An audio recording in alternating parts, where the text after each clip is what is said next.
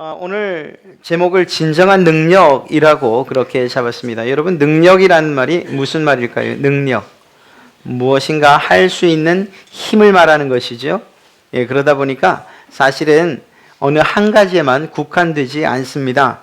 능력을 정신적인 부분 혹은 육체적인 부분 아니면 어떤 습관적인 부분에 있어서도 이 말을 갖다 붙일 수가 있어요. 그러면 그게 말이 됩니다. 한번 볼까요? 지혜로운 것이 힘이 되려면, 그걸 뭐 지력이라고 하면 누가 틀리다고 얘기하겠습니까? 또 참아내는 그런 힘, 인내력이라고 말하죠. 또 이게 뭔가 잘 개발해내고 또 새로운 것들을 이렇게 창조해내는 능력, 창조력이요. 이렇게 이야기하다 보면 자기 조절하는 것까지도 자기 조절 능력 이렇게 얘기를 합니다. 그러니까 어떤 것이든지 능력이라는 것을 붙이면 힘이 되는 거예요. 그래서 인지 능력, 또 행동에 혹은 몸에 관해서는 체력도 있고요. 또 매력, 이것도 힘이죠. 능력이에요. 다른 사람들이 나를 좋아하는 그런 것들. 그것뿐만 아니라 이 책을 많이 읽는다? 우리 아이들? 그것도 힘이라고 할 수 있어요. 역자만 붙여주면 되겠죠? 독서력? 말이 되든 안 되든 하여튼 그런 능력이 있다는 거예요. 자, 그 다음에 습관도 있어요. 습득되는 것. 무엇인가 얻어서 만들어지는 능력도 있어요. 이게 사실은 어렵죠? 영어 혹은 어학을 굉장히 잘한다? 어학 능력이라고 얘기해요. 그렇잖아요. 또 돈을 많이 벌었어요? 그건 재력이라고 얘기해요. 힘을 얻었어요? 권력이라고 말하죠. 명예, 이것도 힘이에요. 이렇듯이 우리가 살아가는 데 있어서는 많은 힘과 그것을 할 수 있는 능력을 갖는 것이 중요하다, 이렇게 이야기를 합니다. 심지어는 예능 프로그램에서 다른 사람들보다 조금 더 힘이 있고 조금 더 달리기 잘하고 조금 더 말 잘하고 좀 더 화를 잘 내면 뭐라고 얘기해요? 능력자, 이렇게 얘기를 하죠. 아무데나 그냥 갖다 붙이면 능력자. 사실 우리도 그래요. 여러분들도 저 이렇게 쭉 볼 때 무엇인가 하나를 특별하게 잘하면 능력이 있는 거예요. 피아노를 잘 치면 피아노를 잘 치는, 악기를 다루는 능력이 있는 거예요. 말을 잘하면 말 잘하는 능력이 있는 거고요. 무엇인가 정말 손만 대면 고쳐져요? 그건 뭐라고 할까요? 수리의 능력이라고 할까요? 뭔가 이렇게 재주가 있다고 그렇게 이야기를 하죠. 그렇습니다. 이렇게 능력이라는 것, 굳이 우리가 말로 표현하지 않아서 그렇지 누구에게나 다 있고, 그리고 또 그것으로 인해서 세상을 살아가더라는 겁니다. 결과적으로 볼 때에 다른 사람들과 비교해서 조금 우월하고 조금 뛰어난 어떤 것을 가지고 있으면 그것을 능력이라고 이야기해도 틀리지 않는다는 거예요. 그런데 문제는 이거예요. 세상을 살아가는데 능력이 과연 필요한가? 필요하죠. 필요합니다. 아주 단적으로 얘기를 할게요. 우리 아직 시집 안 가고 장가 안 간 우리 미혼 남녀 학생들을 위해서. 통계청 발표니까, 여성가족부 발표니까 믿으셔도 돼요. 조금 시간이 지났으니까 이거보다 조금 더 상향 조정하시면 됩니다. 좌절하시라고 말씀드리는 건 아니에요. 결혼 비용이 우리나라 경우에 남자, 여자 결혼 비용 평균이 얼마인지 아십니까? 여성가족부, 지금은 여성가족부가 아니죠. 하여간 거기 발표에 의하면 남자 경우에, 제가 수치를 잘 못 외워서요, 8,078만 원. 이 정도 있어야지 장가 가는 거예요. 또 여자는요? 여자는 2,936만 원. 이건 여성가족부 얘기고요. 실제로 집까지 얻는다, 집을 얻어야 된다라고 할 때는 남자 같은 경우에는 대략 1억 5천이 있어야 되고요. 전 어떻게 결혼했나 몰라요. 여자 같은 경우에는 9천만 원까지는 있어야 된다는 거예요. 집을 얻을 경우에. 장가 가려면 돈 버시기 바랍니다. 자, 그러면 가면 다냐? 자녀 교육 비용이 있잖아요. 그 교육 비용을 물론 제가 지금 말씀드리는 거는 위 꼭대기부터 아래까지 합해서 평균을 나눈 거니까 우리하고 상관없는 이야기일 수도 있어요. 자녀 1인 기준이 평생 얼마 정도 있으면 아이 하나를 키우는데 충분할까요? 사실 충분하다고 결정한 것도 아니에요. 한 2억 6천 정도 필요하답니다. 전 셋이니까 최소한 7억은 있어야지 애들을 키운다는 얘기네요. 굉장히 능력이 있죠, 제가. 여러분도 마찬가지예요. 자, 그러면 노후자금으로 또 얘기를 해보겠습니다. 저소득층을 기준으로 할 때는 얼마 정도가 있어야 노후가 보장된다 이야기하는가? 이거 정말 딴 나라 얘기하는 것 같은데 우리나라 통계라고 하니까 제가 어쩔 수 없이 말씀드립니다. 저소득층 같은 경우에 저 같은 경우에 4억 7천만 원이 있어야 되는데 노후를 어떻게 살까 걱정입니다. 중산층 같은 경우에는 7억 440만 원, 상류층 같은 경우에 13억 4,040만 원. 통계로만 그렇게 들으십시오. 주택자금은 뭐 굳이 말씀 안 드려도 지금 집값이 얼마인지 전세값이 얼마인지 여러분 잘 아시죠? 능력이 있어야 돼요. 능력이 있어야지 결혼도 하고 자녀도 낳아요. 능력이 있어야 집도 얻어요. 여러분, 세상 사람들 또 믿는 우리를 포함해서 세상 사람들이 이렇게 세상은 능력이 있어야 살아간다 이야기를 합니다. 틀린 말 아니지요? 맞습니다. 능력이 있어야 돼요. 그러다 보니까 그것을 키우기 위해서 어렸을 때부터 혹은 그 아이가 무엇인가 결정할 그때부터 부모님들이 압박이 시작되는 거예요. 야, 너 그렇게 살아서 결혼이나 하겠냐? 애들 키우기나 하겠냐? 그러니까 공부 열심히 해. 그러니까 좋은 대학 가야 돼. 그러니까 좋은 직장 가야 돼. 사업해. 주로 돈에 관해서 이야기를 해요. 이유가 뭘까요? 그래도 내 능력을 나타내는 데는 이 돈만한 게 없다고 그렇게 여겨지기 때문입니다. 돈이 있으니까 또 명품으로, 또 돈이 있으니까 집으로, 돈이 있으니까 차로. 자, 사랑하는 성도 여러분, 세상 사람들이 이야기하는 이러한 능력의 기준이 우리에게도 그러한 능력의 기준이 되어야 하는가? 이걸 한번 오늘 생각해 보려고 하는 것입니다. 진정한 능력이 만약에 돈이다 혹은 권력이다 라고 오늘 여러분과 제가 결정한다면 우리는 그 방면에 있어서 다음 주부터 강의를 해나갈 거예요. 설교도 아니에요. 강의를 해나갈 거예요. 재테크하는 방법, 막 강사님들 모셔다가 재테크하는 방법, 돈 버는 방법, 사업하는 방법, 이런 것들 제가 다음 주부터 하겠습니다. 만약에 그게 답이라고 한다면 말입니다.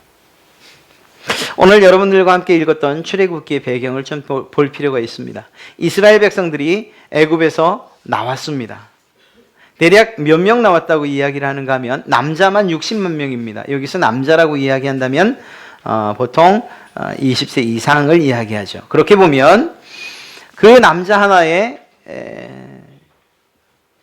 아내 그리고 자식 한 명 혹은 위로 부모님 2분 뭐 이렇게 잡았다 이야기한다면 그러면 토탈하면 대략 한 200만 명 정도를 추산합니다. 그러니까 애굽에서 200만이나 되는 사람들이 나온 거예요. 자, 사람이 몇 명 이상 모이면 다툼이 일어나기 시작할까요? 네, 맞습니다. 2명입니다. 2명. 2명 이상이면 다툼이 일어날 소지가 다분히 있어요. 그런데 2명도 아니고 200만 명이나 되는 사람들이 나오다 보니까 서로 분쟁이 일어나고 다툼이 일어나기 시작하는 겁니다. 그러면 어떻게 할까요? 네, 그들을 인도해낸 모세에게 쪼로로로 달려오는 겁니다. 왜요? 모세만이 그것을 해결해 줄 수 있다고 그렇게 그의 권위를 인정했던 것이거든요. 그러니까 매일같이 찾아오는 거예요. 모세를 찾아오는 거예요. 어느 날 그의 장인 이드로가 모세를 찾아옵니다. 찾아와서 보니까 이 모세라고 하는 이 훌륭한 지도자가 200만을 이끌고 가나안까지 가야 되는 그 지도자가 하루 종일 아침 일어나서 밤 잘 때까지 무엇을 하느냐 봤더니 재판만 하고 있어요. 다음. 아침부터 밤늦게까지. 장인 이드로가 볼 때는 참으로 답답한 노릇이 아닐 수가 없습니다. 하나님께서 그에게 지혜를 주셨나 봅니다. 그가 제안을 하는 것이 오늘 바로 말씀이에요. 야, 그렇게 해서야 네 몸이 살아나겠냐, 살아남겠냐, 그리고 효율적이지도 않지. 200만 명이나 되는 사람들의 그러한 문제들을 어떻게 너 혼자서 그걸 다 해결할 수 있다고 생각하냐. 그렇게 하지 말고 우리 좀 나누자. 그래서 어떻게 해요? 1000명 단위로 나누죠. 그래서 그 1000명의 우두머리를 하나를 세워요. 그죠? 그리고 또 100 단위로 또 나누는 거예요. 그리고 50 단위로 나누는 거예요. 또 10 단위로 나누는 거예요. 자, 그래서 문제가 생겨요. 그러면 그들은 제일 먼저 누구에게 가야 되는가? 10명의 우두머리 10부장에게 가는 거예요. 그래서 이런 거기서 문제가 해결돼요? 그럼 끝나는 거예요. 거기 문제가 해결 안 돼요. 그러면 어디로 가요? 50부장한테 가는 거예요. 그 다음 상급자한테. 거기서 문제를 해결하면 돼요. 안 되면 어떻게 할까요? 100부장한테 가는 거죠. 거기서도 안 돼요? 그러면 1000부장한테 가요. 그러면 어떻게 해요? 거기서도 해결 안 되면 그제서야 모세에게 오는 거예요. 모세가 한결 쉬워졌지요. 모세가 편안하기 위해서 이 일을 한 것만은 아닌 것 같습니다.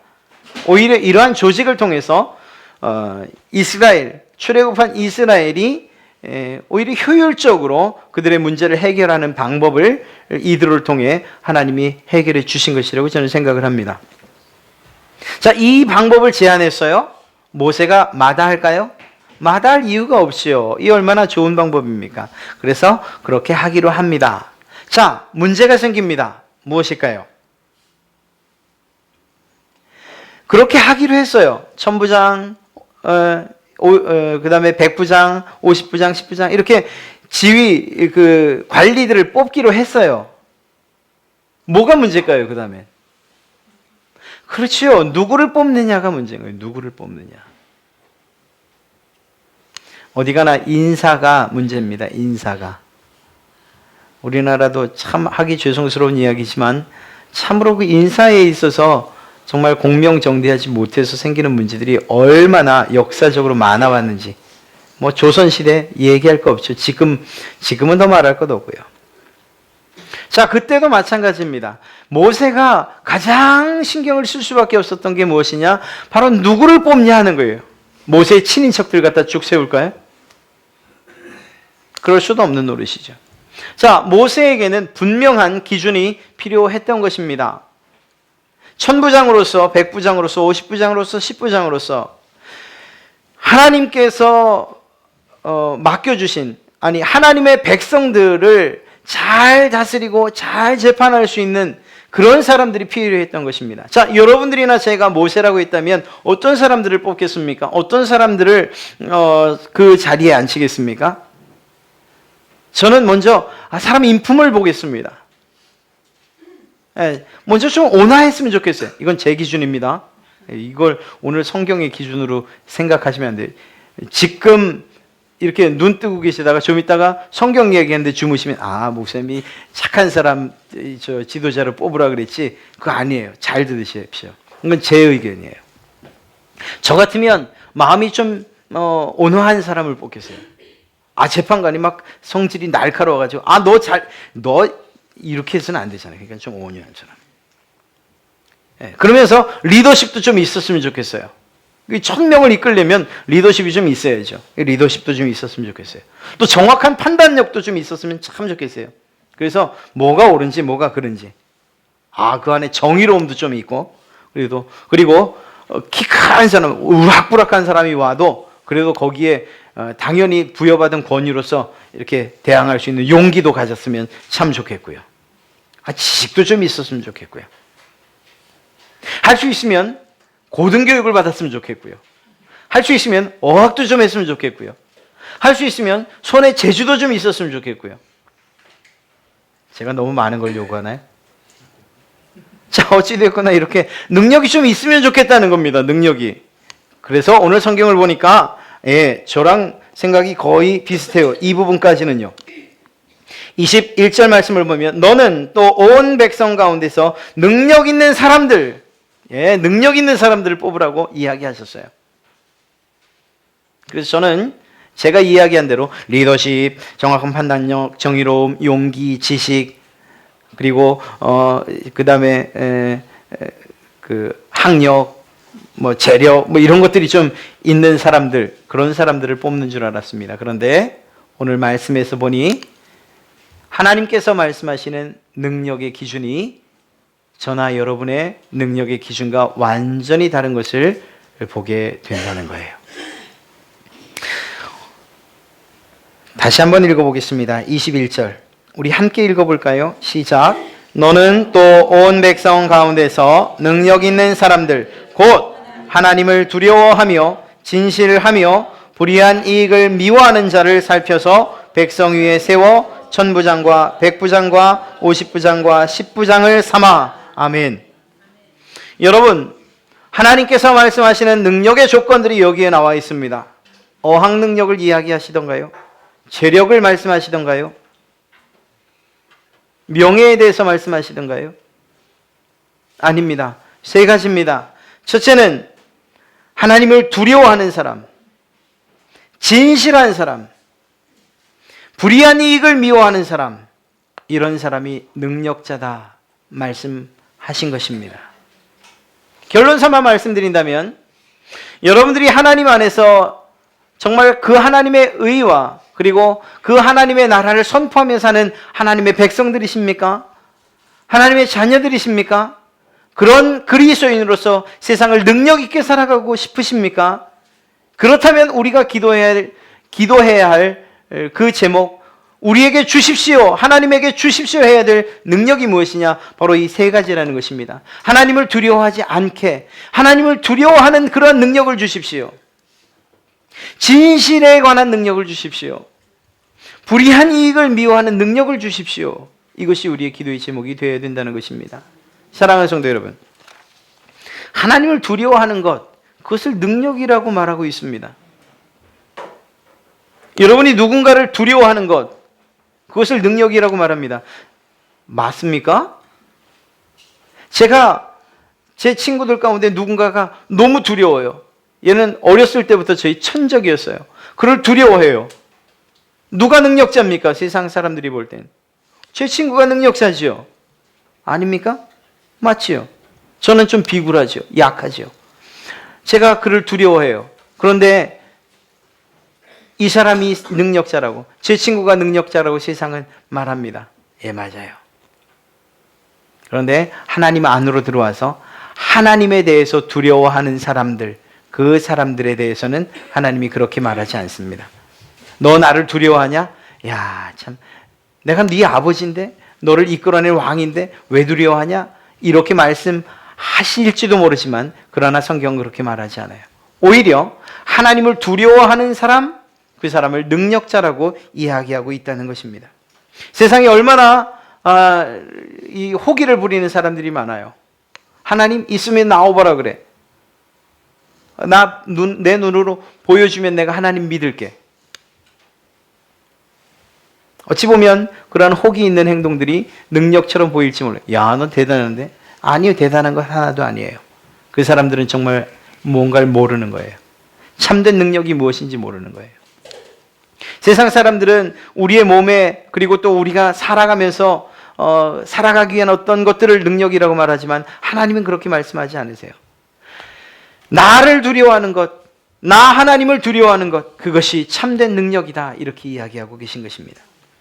사랑하는 성도 여러분, 만약 여러분의 꿈을 이룰 수 있는 진정한 능력을 갖기 원하신다면, 여러분들이 소원하는 것이 이루어지길 원하신다면, 그래서 그것이 여러분에게 능력이 되기를 원하신다면 제일 첫 번째로 해야 되는 것이 무엇이냐? 하나님을 두려워하는 것이라는 거예요. 하나님을 두려워하는 것, 경외하는 것이 여러분에게 가장 큰 능력이 되실 줄로 믿습니다. 그렇습니다. 말씀을 살펴보면 우리는 분명하게 알 수 있어요. 시편 56편 4절 말씀을 보면 내가 하나님을 의지하고 그 말씀을 찬송하올지라 내가 하나님을 의지하였은즉 두려워하지 아니하리니 혈육을 가진 사람이 내게 어찌하리이까. 여러분 보십시오. 하나님을 의지하는 사람, 하나님을 두려움으로 의지하는 그 사람, 경외하는 그 사람, 세상 사람들이 대적하지 못한다는 것입니다. 세상에서 다른 어떤 사람도 나를 향해서 덤비지 못한다면 나야말로 참으로 능력자 아니겠습니까? 예, 또한 이사야서 5장 17절에도 말합니다. 의를 아는 자들아, 마음에 내 율법이 있는 백성들아, 너희는 내게 듣고 그들의 비방을 두려워하지 말라. 그들의 비방에 놀라지 말라. 이유가 무엇입니까? 나를 경외하는 것, 나를 두려워하는 것, 그것이 참된 능력이기 때문이다. 이렇게 얘기하죠. 여러분, 경외가 무슨 말인가요? 경외, 두렵고 떨림으로 섬기는 것을 이야기하는 거예요. 하나님의 위엄 앞에, 하나님 앞에서 감격하고 또는 감탄하는 것, 이것을 우리는 경외라고 이야기하죠. 문제는 그거예요. 여러분이 하나님을 어떻게 두렵고 떨리는 마음으로 섬기겠느냐, 하나님을 어떻게 경외하겠느냐는 겁니다. 그냥 세 가지로 간단하게 말씀드릴게요. 예배로, 순종으로, 그리고 배움으로예요.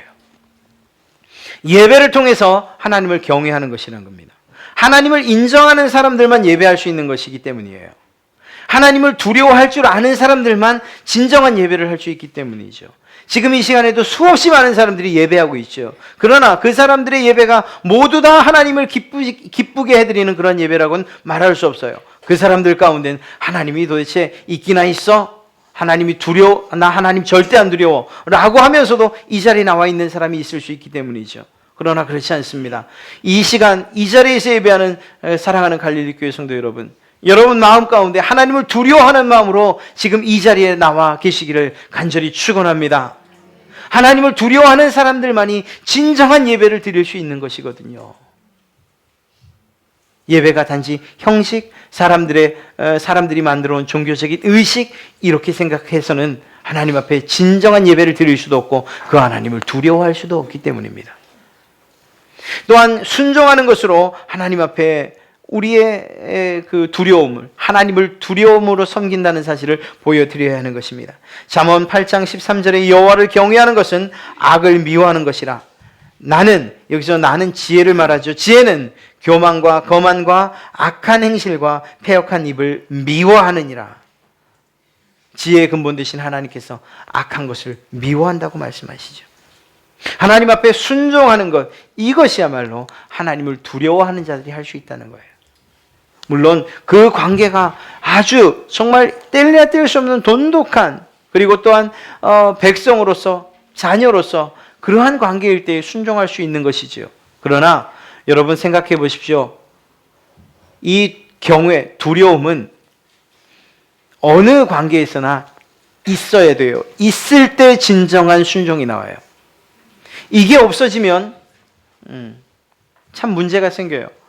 여러분의 자녀들과 지금 이 시대에 옛날의 아버지와 지금 이 시대의 아버지 이야기하면 너무 많이 다르죠. 예전에는 권위와 그리고 위엄, 그리고 정말 죄송합니다, 어떤 때는 허세가 가득한 그런 아버지, 그런 모습이었어요. 그런데 지금은 그런 모습이 온데간데 없이요.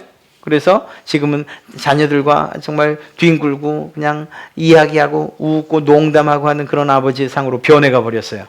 그러나 그래도 아버지일 수 있는 이유가 뭐죠? 그 안에 자녀들은 두려움을 가지고 있기 때문이에요. 부모님에 대한. 언제 관계가 좋은 거죠? 부모님의 말씀에 순종할 때에. 그러나 언제 두려워지죠? 그 말씀에 순종하지 않을 때는.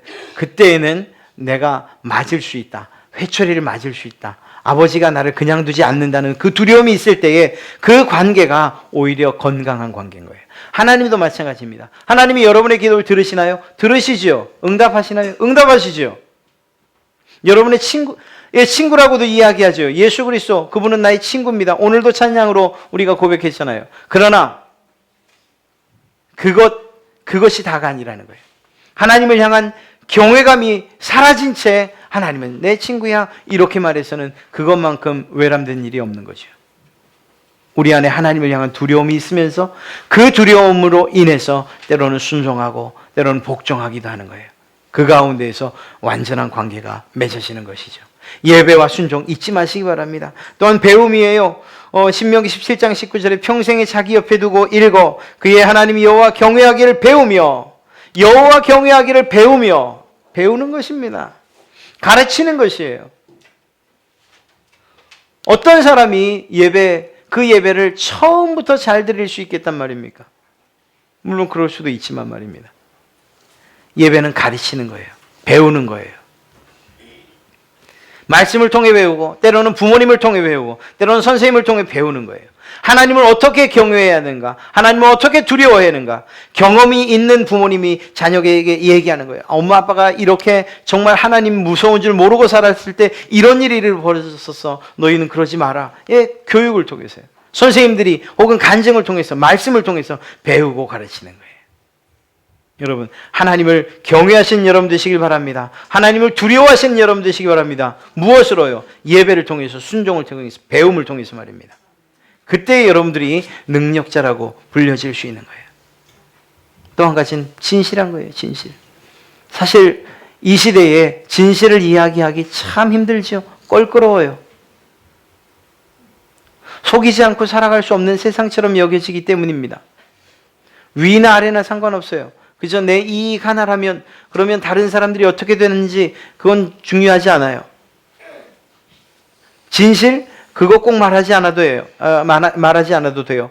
그냥 거짓말 어느 정도 해서라도 내 위기 모면하고, 그리고 내가 좀 더 잘 살 수 있다면 그렇게 하는 세상, 지금 이 세상이 돼버리고 말았어요. 그러나 하나님 앞에서 정말 하나님의 일을 감당하는 사람들에게 필요한 것은 진실이라는 것입니다. 진실. 왜 진실이 필요할까요? 왜? 그 이유는 어렵지 않아요. 하나님이 진실하신 분이시기 때문에 그렇습니다. 하나님이 진실하신 분이에요. 그래서 우리는 진실해야 돼요. 그래야 하나님의 일을 할 수 있는 거예요. 이걸 거꾸로 뒤집어서 예를 들면, 정말 제가 할 일이 없어가지고, 실제는 아닙니다. 할 일이 없어가지고 어딜 들어갔냐면 고리대금업자 그 돈 받으러 다니는 데를 갔어요. 그러면 저는 하고 싶지 않아도 가서 거기서 위협을 해야 돼요. 그리고 뭐 이렇게 껄렁껄렁하게 이렇게 얘기하기도 해야 돼요.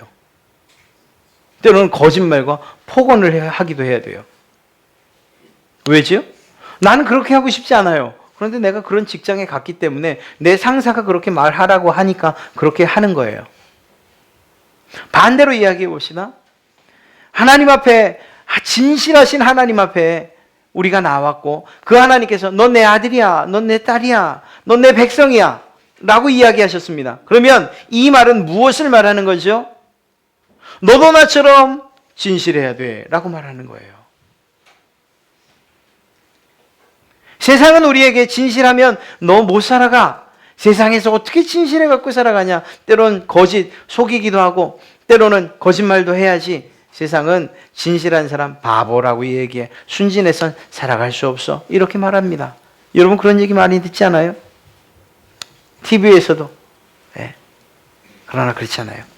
진실이 이 세상을 살아가는, 하나님의 백성으로 살아가는 유일한 힘이 되는 줄로 믿습니다. 진실함. 부모와 자녀 간에 진실하셔야 되고요. 또 부부 사이도 마찬가지고요. 공동체 안에서도 이웃과도 진실해야 되고요. 여러분 거짓말 수태하는 사람이 어디 가서 전도할 수 있겠습니까? 제가 그냥 여기에서는 이렇게 말하고 저기서는 저렇게 말하고 여기서는 또 이렇게 얘기하고 여기서는 이 사람 잘못됐다고 여기서는 또 저 사람 잘못됐다고 여기서는 또 이 사람 잘못됐다고 이야기하면서 그러면서 가서 예수님 믿으시죠? 진실하신 예수님을 믿으시죠? 이 말 하겠습니까? 어떻게 하겠습니까? 사랑하는 성도 여러분, 진실이 여러분에게 정말 가장 큰 능력이 되시기를 간절히 축원합니다. 하나님께서 진실하신데 그 진실하심을 본받아 여러분도 진실하신 분이 되시기를 간절히 바랍니다. 하나님의 일을 하고 계십니까? 구역장이십니까? 성가대, 교사, 특별히 교사분들 진실하십시오. 누구에게? 여러분이 가르치는 아이들에게. 우리가 가져야 될 그러한 가장 큰 능력은, 가르치는 능력, 이것도 중요합니다. 유머, 중요합니다. 그러나 더 중요한 건 무엇이냐? 교사로 세워진 사람이 하나님을 두려워할 줄 아는 모습을 이 제자들에게 보여야 되는 것이고, 하나님 앞에서 진실한 모습을 그 가르침받는 제자들에게 보여야 되는 거예요. 그것이 가장 큰 능력이라는 것을 몸소 나타내 보여줘야 되는 거죠. 사랑하는 성도 여러분, 교회 안에서 일을 한다고 할 때에 그 일하는 사람들에게 필요한 것이 바로 이러한 능력이라는 거예요. 또 무엇이라고 말합니까? 불의한 이익을 미워하라고 이야기해요. 네, 그냥 공짜로 생기는 것 너무 좋아하지 맙시다. 불의한 이익, 무엇인가 이것이 하나님이 기뻐하지 않는 일인데 그것으로 인해서 생긴 수익에 대해서는 우리가 단호하게 거절할 수 있어야 된다는 것입니다. 왜냐하면 이 재물이 하나님께서 우리에게 주시는 판단력을 흐려버리기 때문이에요. 정말 이상하지 않습니까? 세상이 말하는 능력과 달라도 어쩌면 이렇게 다를 수 있단 말입니까?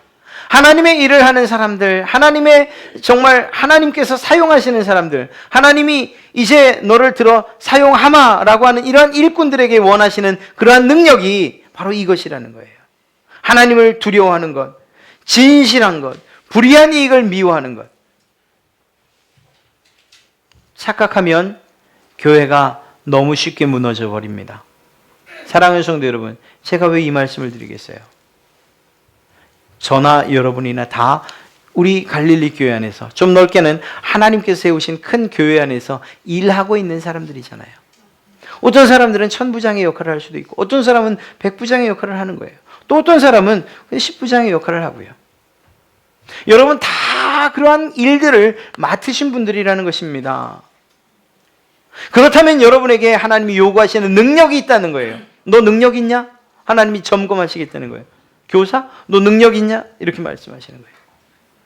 구역장? 너 내가 말하는 능력, 그 조건들 가지고 있냐? 이렇게 이야기하시는 거예요. 하나님이 요구하시는 것이, 저는 돈이 아닌 게 얼마나 감사한지 몰라요. 그거 얘기하면 별로 가진 거 없어요. 많아요, 빚은. 가진 건 없어요. 만약에 하나님께서 너 목사 되기 원한다고? 그래, 그러면 일단 공탁금 10억. 이래. 저는 그거 못해요. 네, 못해요.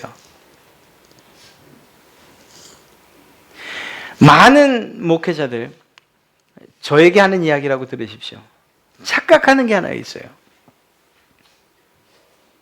목사가 되고 나서, 혹은 목회자가 되고 나서 그 길을 걸으면서, 야, 그래, 내가 이런 능력이 있으니까, 이런 일들을 잘하니까 하나님이 나를 이 자리에 세우시는 거구나. 천만의 말씀, 만만의 콩떡입니다. 절대 아닙니다. 그래서 때로는 위의 자리에 앉는 거예요. 그래서 큰 소리로 아래를 향해서 이야기하는 거예요. 아니죠. 아무것도 할 수 없는데 하나님이 그저 세워주신 거지요.